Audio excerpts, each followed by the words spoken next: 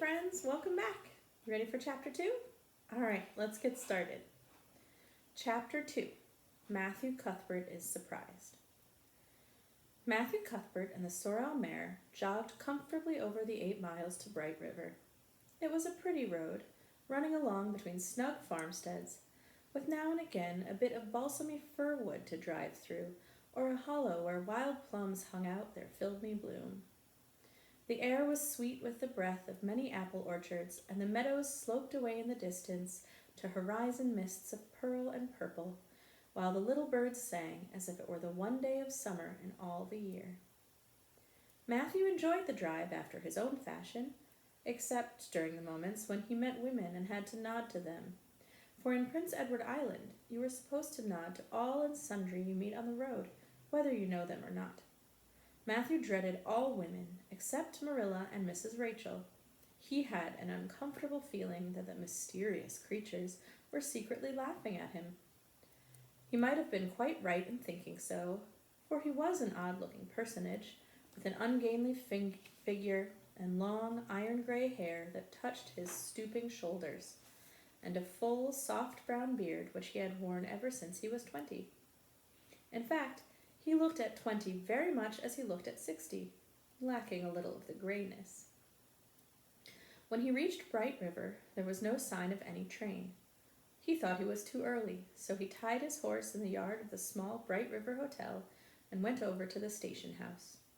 The long platform was almost deserted, the only living creature in sight being a girl who was sitting on a pile of shingles at the extreme end.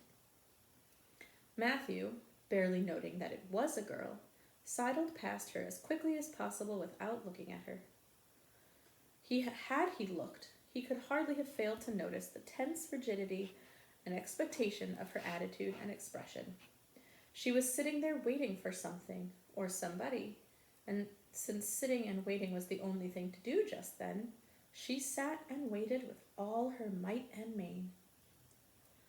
Matthew encountered the station master locking up the ticket office in preparation to go home for supper, and asked him if the 5:30 train would soon be along. "The 5:30 train has been in and gone half an hour ago," answered that brisk official. "But there was a passenger dropped off for you, a little girl. She's sitting out there on the shingles. I asked her to go into the ladies' waiting room, but she informed me gravely that she preferred to stay outside. There was more scope for the imagination, she said. She's a case, I should say." "I'm not expecting a girl," said Matthew blankly. "It's a boy I've come for. He should be here. Mrs. Alexander Spencer was to bring him over from Nova Scotia for me." The station master whistled. "Guess there's some mistake," he said. "Mrs. Spencer came off the train with that girl and gave her into my charge. Said you and your sister were adopting her from an orphan asylum, and that you would be along for her presently. That's all I know about it, and I haven't got any more orphans concealed hereabouts." "I don't understand," said Matthew helplessly, wishing that Marilla was at hand to cope with the situation. "Well, you better question the girl," the station master said carelessly. "I dare say she'll be able to explain. She's got a tongue of her own, that's certain. Maybe they were out of boys of the brand you wanted."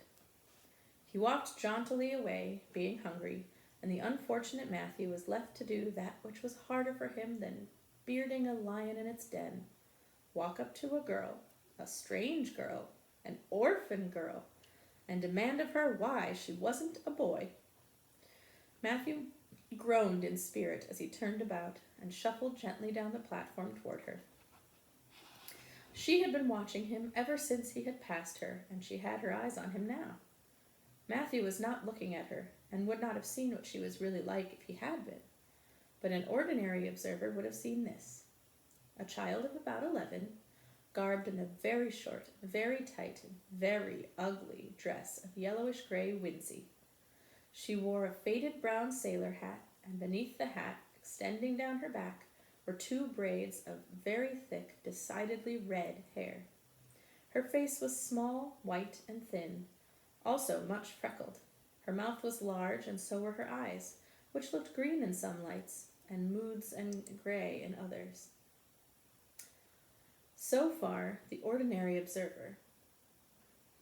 An extraordinary observer might have seen that the chin was very pointed and pronounced, that the big eyes were full of spirit and vivacity, that the mouth was sweet-lipped and expressive, that the forehead was broad and full.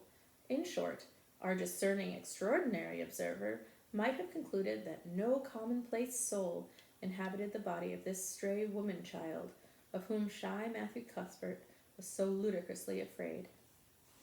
Matthew, however, was spared the ordeal of speaking first, for as soon as she concluded that he was coming to her, she stood up, grasping with one thin hand the handle of a shabby, old-fashioned carpet-bag. The other she held out to him.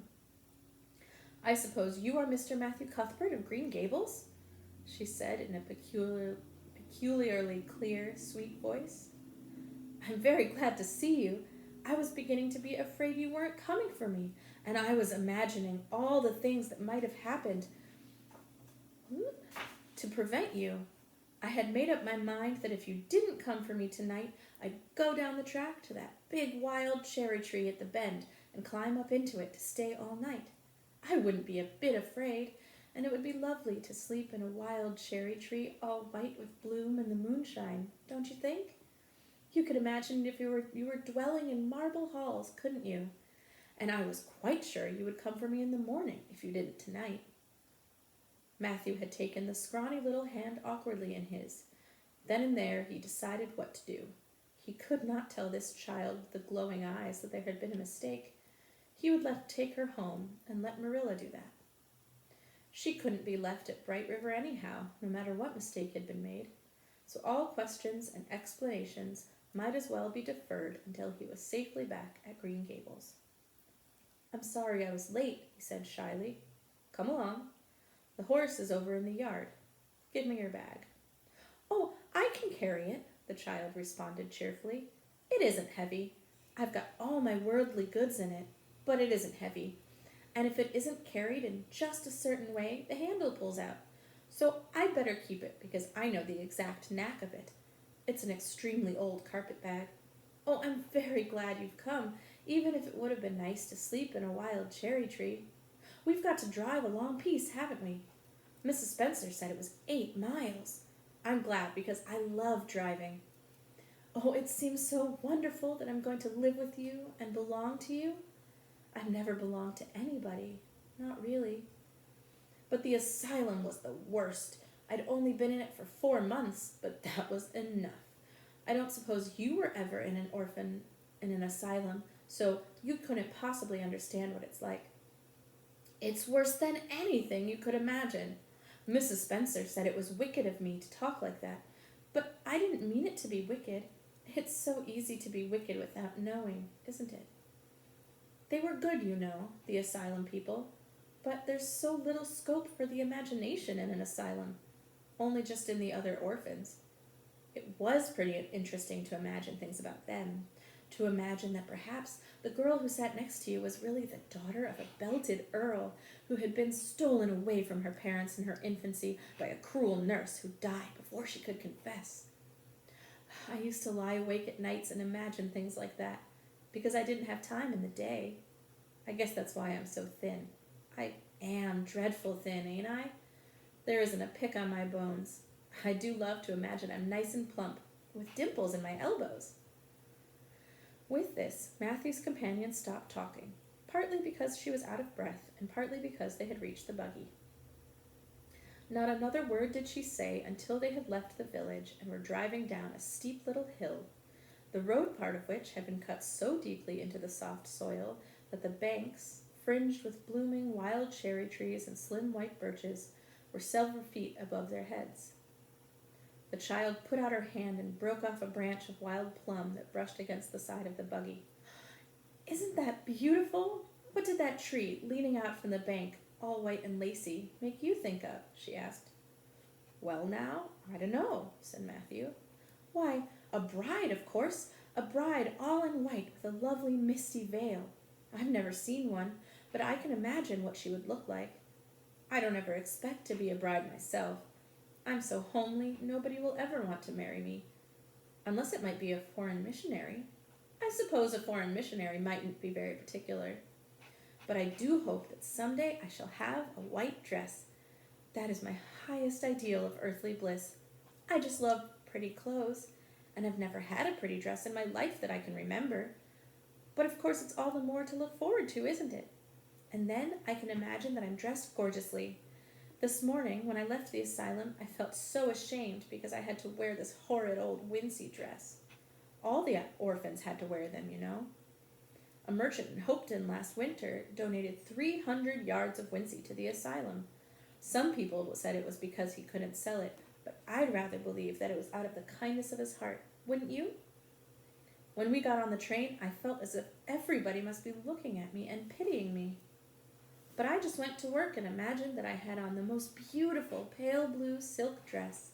Because when you are imagining, you might as well imagine something worthwhile. And a big hat, all flowers and nodding plumes, and a gold watch, and kid gloves and boots.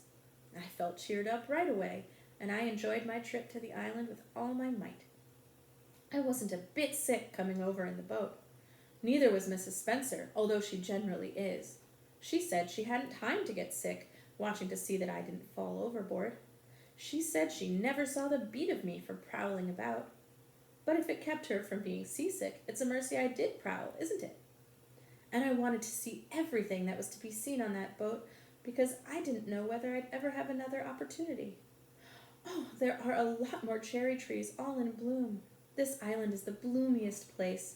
I just love it already, and I'm so glad I'm going to live here. I've always heard that Prince Edward Island was the prettiest place in the world, and I used to imagine I was living here, but I never really expected I would. Oh, it's delightful when your imaginations come true, isn't it? But those red roads are so funny. When we got into the train at Charlottetown, and the red roads began to flash past, I asked Mrs. Spencer what made them red, and she said she didn't know, and for pity's sake not to ask her any more questions. She said I must have asked her 1,000 already. I suppose I had, too, but how are you going to find out about things if you don't ask questions? And what does make the roads red? Well, now, I don't know, said Matthew. Well, that is one of the things to find out sometime. Isn't it splendid to think of all the things there are to find out about? It just makes me feel glad to be alive. Oh, it's such an interesting world. But it wouldn't be half so interesting if we knew all about everything, would it? There'd be no scope for imagination then, would there? But am I talking too much? People are always telling me I do. Would you rather I didn't talk? If you say so, I'll stop.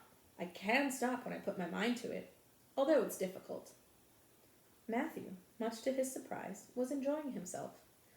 Like most quiet folks, he liked talkative people when they were willing to do the talking themselves and did not expect him to keep up his end of it. But he had never expected to enjoy the society of a little girl. Women were bad enough in all conscience, but little girls were worse.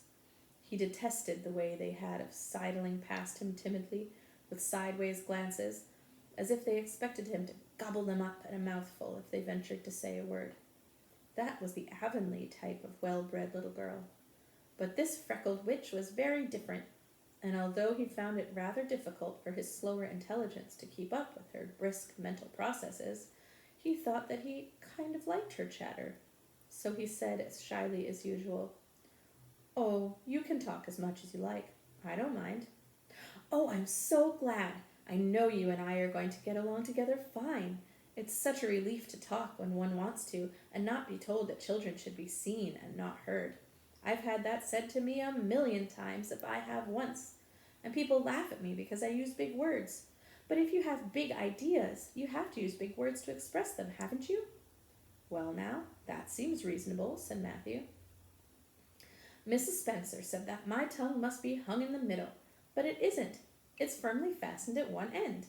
Mrs. Spencer said your place was named Green Gables. I asked her all about it, and she said there were trees all around it. I was gladder than ever. I just love trees. And there weren't any at all about the asylum, only a few poor weeny teeny things out in front with little whitewashed cagey things about them. They just looked like orphans themselves, those trees did. It used to make me want to cry to look at them.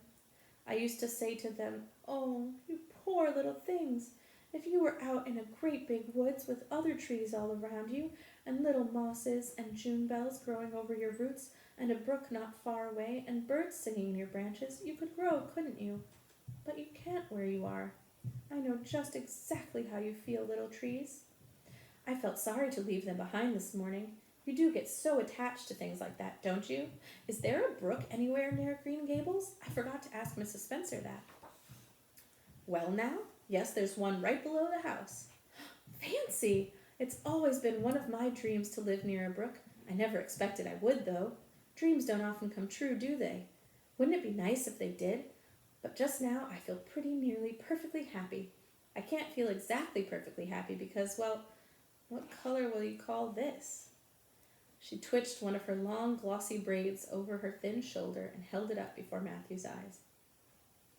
Matthew was not used to deciding on the tints of ladies' tresses, but in this case there couldn't be much doubt. It's red, ain't it? He said. The girl let the braid drop back with a sigh that seemed to come from her very toes and to exhale forth all the sorrows of the ages. Yes, it's red, she said resignedly. Now you see why I can't be perfectly happy. Nobody could who had red hair. I don't mind the other things so much. The freckles and the green eyes and my skinniness. I can imagine them away. I can imagine that I have a beautiful rose-leaf complexion and lovely starry violet eyes. But I cannot imagine that red hair away. I do my best. I think to myself, now my hair is a glorious black, black as the raven's wing.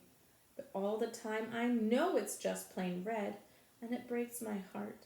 It will be my lifelong sorrow. I read of a girl once in a novel who had a lifelong sorrow, but it wasn't red hair. Her hair was pure gold rippling down back from her alabaster brow. What is an alabaster brow? I never could find out. Can you tell me? Well now, I'm afraid I can't, said Matthew, who was getting a little dizzy. He felt as he once felt in his rash youth when another boy had enticed him on the merry-go-round at a picnic. Well, whatever it was, it must have been something nice because she was divinely beautiful. Have you ever imagined what it must feel like to be divinely beautiful? Well now, no I haven't, confessed Matthew ingenuously. I have, often. Which would you rather be if you had the choice? Divinely beautiful or dazzlingly clever or angelically good? Well now, I don't know exactly. Oh, neither do I. I can never decide. But it doesn't make much real difference, for it isn't likely I'll ever be either. It's certain I'll never be angelically good. Mrs. Spencer says, "Oh, Mr. Cuthbert! Oh, Mr. Cuthbert! Oh, Mr. Cuthbert!" That was not what Mrs. Spencer had said. Neither had the child tumbled out of the buggy, nor had Matthew done anything astonishing. They had simply rounded a curve in the road and found themselves in the avenue. The avenue, so called by the Newbridge people, was a stretch of road 400 or 500 yards long, completely arched over with huge, wide-spreading apple trees planted years ago by an eccentric old farmer. Overhead was one long canopy of snowy, fragrant bloom. Below the boughs, the air was full of a purple twilight, and far ahead, a glimpse of painted sunset sky shone like a great rose window at the end of a cathedral aisle. Its beauty seemed to strike the child dumb. She leaned back in the buggy, her thin hands clasped before her, her face lifted rapturously to the white splendor above. Even when they had passed out and were driving down the long slope to Newbridge, she never moved or spoke. Still with rapt face, she gazed afar into the sunset west, with eyes that saw visions trooping splendidly across that glowing background. Through Newbridge, a bustling little village where dogs barked at them and small boys hooted and curious faces peered from the windows, they drove, still in silence. When 3 more miles had dropped away behind them, the child had not spoken. She could keep silence, it was evident, as energetically as she could talk. "I guess you're feeling pretty tired and hungry," Matthew ventured at last, accounting for her long visitation of dumbness with the only reason he could think of. "But we haven't very far to go now, only another mile." She came out of her reverie with a deep sigh and looked at him with the dreamy gaze of a soul that had been wandering afar, star-led. "Oh, Mr. Cuthbert," she whispered, "that place we came through, that white place. What was it? Well, you must mean the avenue, said Matthew. After a few moments' profound reflection, it is a kind of pretty place. Pretty? Oh, pretty doesn't seem the right word to use, nor beautiful either. They don't go far enough. Oh, it was wonderful, wonderful. It's the first thing I ever saw that couldn't be improved upon by imagination. It satisfied me here. She put one hand on her breast. It made a strange, funny ache, and yet it was a pleasant ache. Did you ever have an ache like that, Mr. Cuthbert? Well now, I just can't recollect that I ever had. I have it lots of times, whenever I see anything royally beautiful. But they shouldn't call that lovely place the Avenue. There's no meaning in a name like that. They should call it, let me see, the White Way of Delight. Isn't that a nice imaginative name? When I don't like the name of a place or a person, I always imagine a new one, and always think of them so. There was a girl at the asylum whose name was Hepzibah Jenkins, but I always imagined her as Rosalia de Vere. Other people may call that place the Avenue, but I shall always call it the White Way of Delight. Have we really only another mile to go before we get home? I'm glad and I'm sorry. I'm sorry because this drive has been so pleasant, and I'm always sorry when pleasant things end. Something still pleasanter may come after, but you can never be sure. And it's so often the case that it isn't pleasanter. That has been my experience anyhow, but I'm glad to think of getting home. You see, I've never had a real home since I can remember. It gives me that pleasant ache again just to think of coming to a really, truly home. Oh, isn't that pretty? They had driven over the crest of a hill. Below them was a pond, looking almost like a river, so long and winding was it.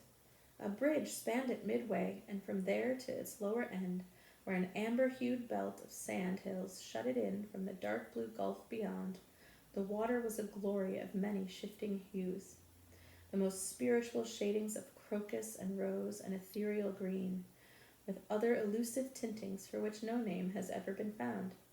Above the bridge the pond ran up into fringing groves of fir and maple, and lay all darkly translucent in their wavering shadows.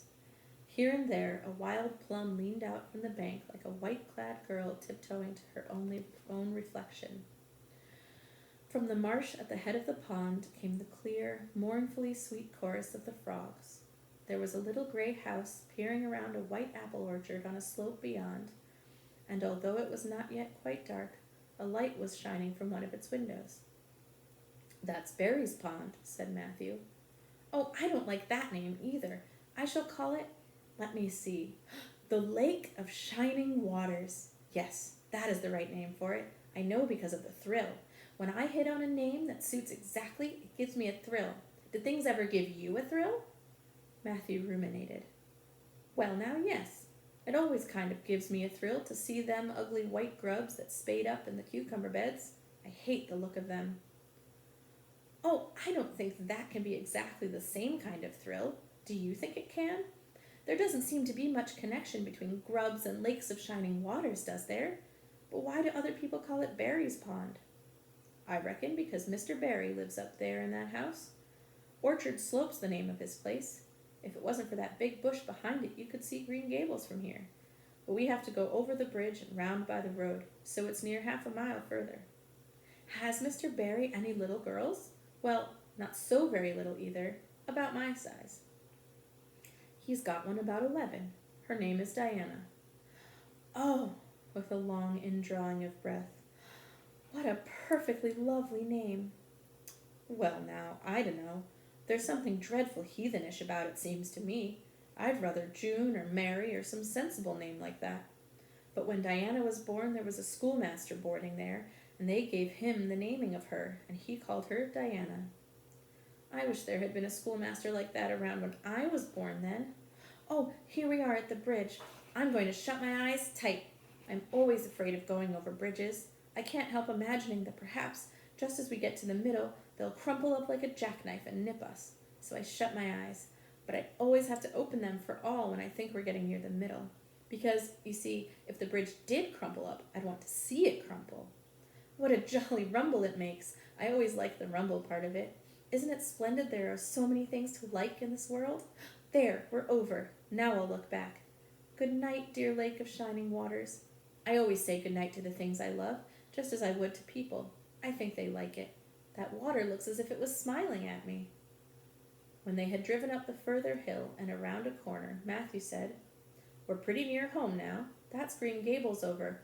Oh, don't tell me, she interrupted breathlessly, catching at his partially raised arm and shutting her eyes that she might not see his gesture. Let me guess. I'm sure I'll guess right. She opened her eyes and looked about her. They were on the crest of a hill. The sun had set some time since, but the landscape was still clear in the mellow afterlight. To the west, a dark church spire rose up against a marigold sky. Below was a little valley, and beyond, a long, gently rising slope with snug farmsteads scattered along it. From one to another the child's eyes darted, eager and wistful. At last they lingered on one away to the left, far back from the road, dimly white with blossoming trees in the twilight of the surrounding woods. Over it, in the stainless southwest sky, a great crystal-white star was shining like a lamp of guidance and promise. That's it, isn't it? She said, pointing. Matthew slapped the reins on the sorrel's back delightedly. Well, now you've guessed it, but I reckon Mrs. Spencer described it so's you could tell. No, she didn't. Really she didn't. All she said might just as well have been about most of those other places. I hadn't any real idea what it looked like, but just as soon as I saw it, I felt it was home. Oh, it seems as if I must be in a dream. Do you know, my arm must be black and blue from the elbow up, for I've pinched myself so many times today. Every little while, a horrible, sickening feeling would come over me, and I'd be so afraid it was all a dream. Then I'd pinch myself to see if it was real, until suddenly I remembered that even supposing it was only a dream, I better go on dreaming as long as I could, so I stopped pinching. But it is real, and we're nearly home. With a sigh of rapture, she relapsed into silence. Matthew stirred uneasily. He felt glad that it would be Marilla and not he who would have to tell this waif of the world that the home she longed for was not to be hers after all. They drove over Lynn's Hollow, where it was already quite dark, but not so dark that Mrs. Rachel could not see them from her window vantage, and up the hill and into the long lane of Green Gables. By the time they arrived at the house, Matthew was shrinking from the approaching revelation with an energy he did not understand. It was not of Marilla or himself he was thinking, or of the trouble this mistake was probably going to make for them, but of the child's disappointment. When he thought of that rapt light being quenched in her eyes, he had an uncomfortable feeling that he was going to assist at murdering something, much the same feeling that came over him when he had to kill a lamb or calf or any other innocent little creature. The yard was quite dark as they turned into it, and the poplar leaves were rustling silkily all round it. Listen to the trees talking in their sleep, she whispered as he lifted her to the ground. What nice dreams they must have. Then, holding tightly to the carpet bag which contained all her worldly goods, she followed him into the house. And that's the end of chapter 2. See you tomorrow for chapter 3.